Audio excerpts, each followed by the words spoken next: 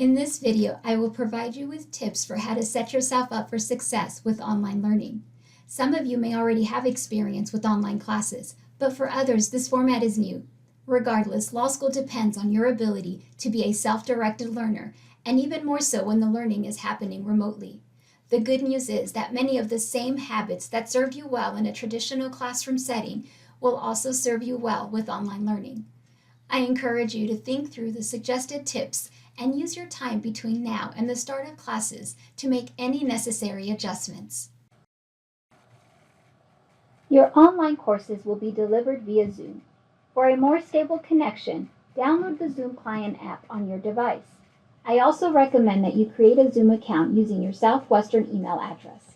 Creating an account is free.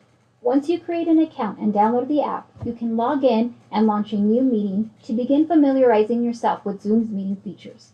Some features worth noting are the raise your hand feature and muting and unmuting your mic. Both features are used by most professors to manage their virtual classrooms. To raise your hand in Zoom, click on the participants icon at the bottom of the screen. On this screen, you see Manage Participants. That's because this is what you see when you are hosting the meeting. There are other icons that you will see as a host or when you initiate a meeting that are not available to you as a participant. Either way, clicking on this button will launch a new window along the right-hand side of the screen. At the bottom of that new window, you will see Raise Hand. Once you raise hand, the icon turns into Lower Hand, and you can click on it to lower your hand. To reduce background noise and minimize distractions, keep your mic muted when you are not speaking. To mute and unmute your mic, click on the mic symbol in the lower left-hand corner. On this screen right now, you see that the mic is on. When the mic is muted, a red line appears across the mic symbol. Beyond Zoom-specific features, there are other Zoom etiquette considerations. Don't eat during class lecture, and be mindful of your attire. In addition, everyone will be able to see your facial expressions, even those who ordinarily would be sitting behind you in a classroom. Meaning, no matter how wacky a colleague's statement sounds, keep your composure. And just as if you were in a classroom, your professors can tell if you are engaged in some activity other than your class lecture. A sure giveaway is when you are smiling or chuckling because, well, let's face it, we're just not that funny. Other Zoom class etiquette standards will be provided to you either by your professor in the first day of class or in their syllabi. If you only have access to a single device, for example, a laptop, consider taking handwritten notes. Not only will this preserve your device's screen for viewing class lecture, it will also allow you to have a better view of any images your professor shares using the Share Screen Zoom function. Plus, the science supports this is a better way to learn and retain information. If you only have access to a single device and you'll type your notes during class lecture, you have some options for how to navigate both lecture notes and viewing class lecture. First, you can keep both your word processor window and Zoom window open side by side. This will result in smaller windows for each, but it does allow you to simultaneously have access to both windows. Alternatively, you can keep each window in full-size mode and using your keyboard shortcuts, toggle easily between both windows. With the Zoom app, the audio will continue even if you leave the Zoom window. Having access to a second monitor provides some additional flexibility, even if you handwrite your notes. You can use your laptop to launch Zoom and view the class lecture. Then if your professor shares their screen, instead of minimizing the space for participants' thumbnails, the shared screen content appears on the second monitor. If you type your notes and have a second monitor, you can keep your word processor window open on the laptop and move the Zoom window to the second monitor. If you type lecture notes but do not have access to a second monitor, but you do have access to a second device with a camera such as a tablet or an iPad, you can still get the same benefits. Use your second device to launch the Zoom app so you can use your laptop only for typing notes. Depending on the screen size of your device and/or keyboard setup, it may make more sense to flip the two and instead take notes on your second device and use your laptop for launching the Zoom app.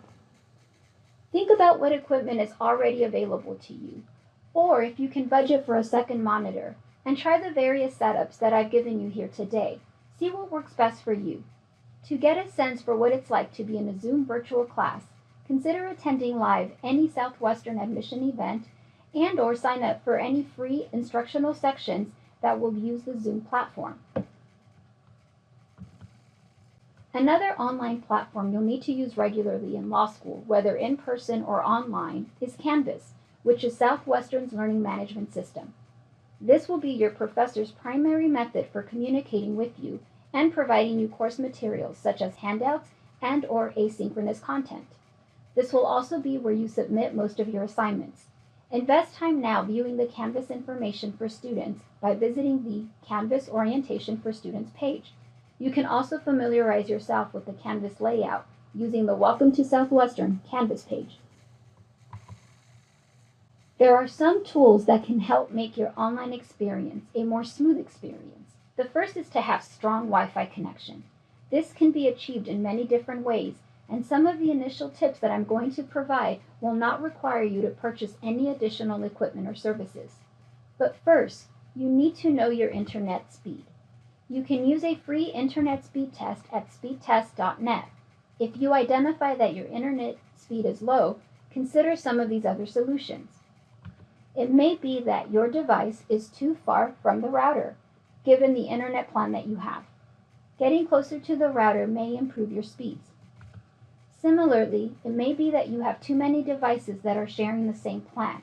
When you are online for your classes, turn off any devices that run an internet connection that you don't need, especially those that are always running in the background, such as cloud services. If none of these adjustments improve your internet speed, an inexpensive solution is to hardwire your device directly to the router using an Ethernet cable. You can find quality Ethernet cables for less than $10. If a hardwire setup still does not improve your internet speeds, it may be time to upgrade to either a higher quality router or a higher bandwidth internet plan. But resort to these more costly solutions after troubleshooting and testing cost-free options. There is some equipment that is required for you to attend online classes, and the good news is that most of the items you will need will continue to be useful beyond online classes. The first is a device that can run Zoom, such as a computer, laptop, or tablet. And as a quick tip, don't forget to have your charger handy while attending online classes. You will also need a camera. Most devices today come with a built-in camera. If your device does not come with a camera, you will need to purchase an external camera that you can connect to the device where you will launch Zoom. The advantage of an external camera is that you can adjust your screen as you need to comfortably see the Zoom lecture and take notes while not worrying about interfering with the camera angle. In other words, you're going to avoid having others see either your forehead or up your nose. If your budget allows, consider purchasing some of the following.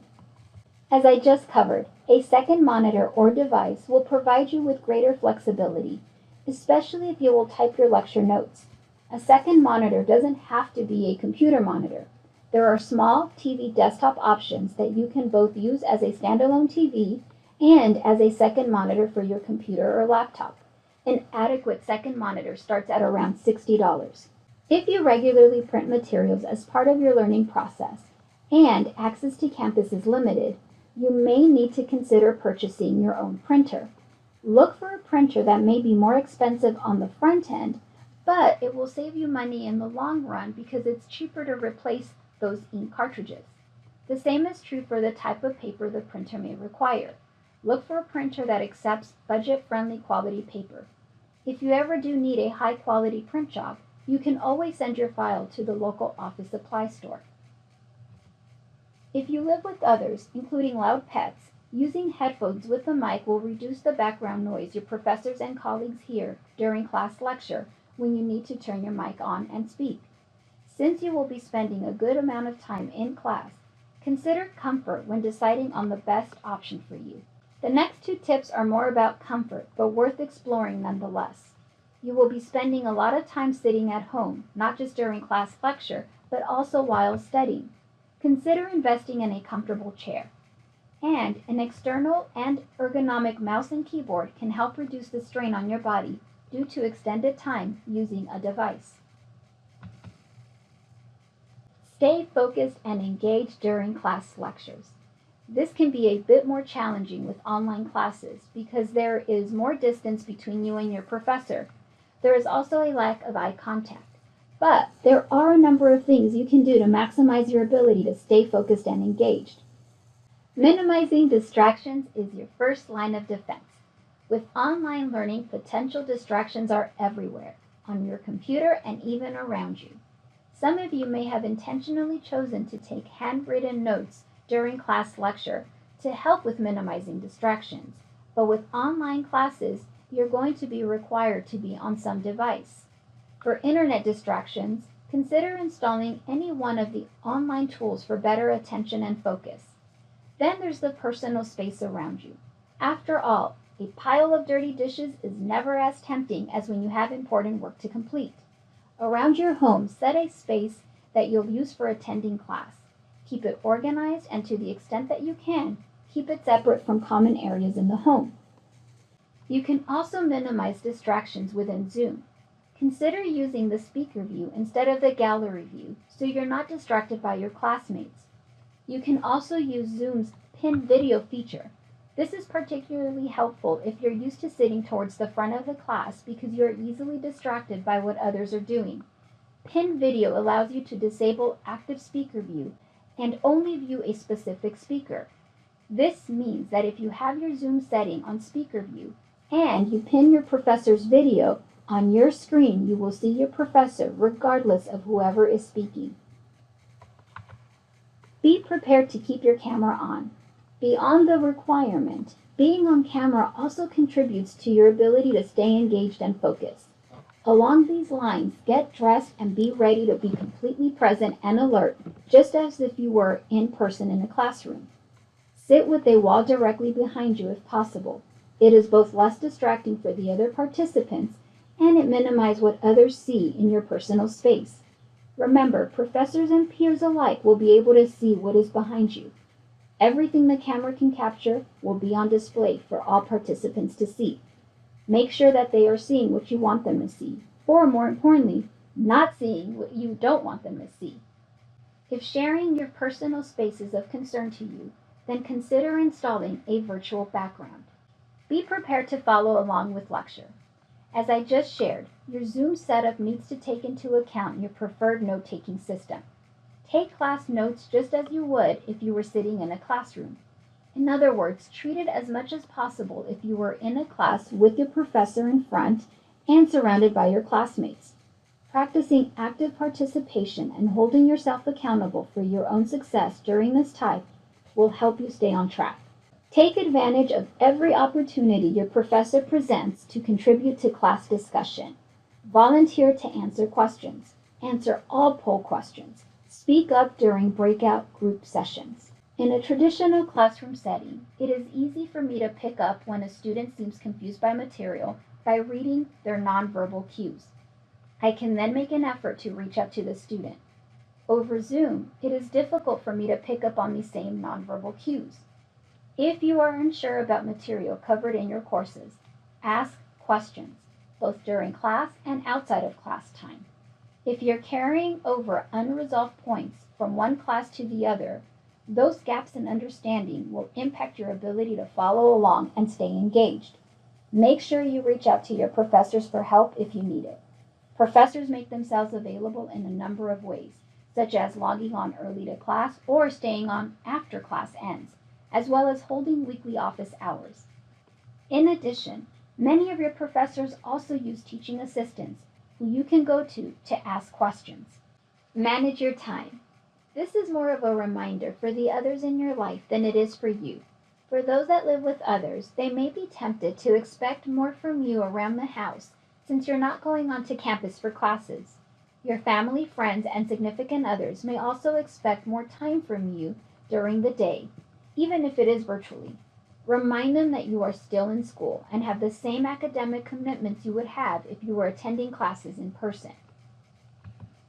Time management is still an important skill, whether the class is online or on campus. That you are not physically in a classroom does not change the amount of time it takes to do well in law school. You will still attend just as many hours of class time and will still need to devote as many hours outside of class for studying.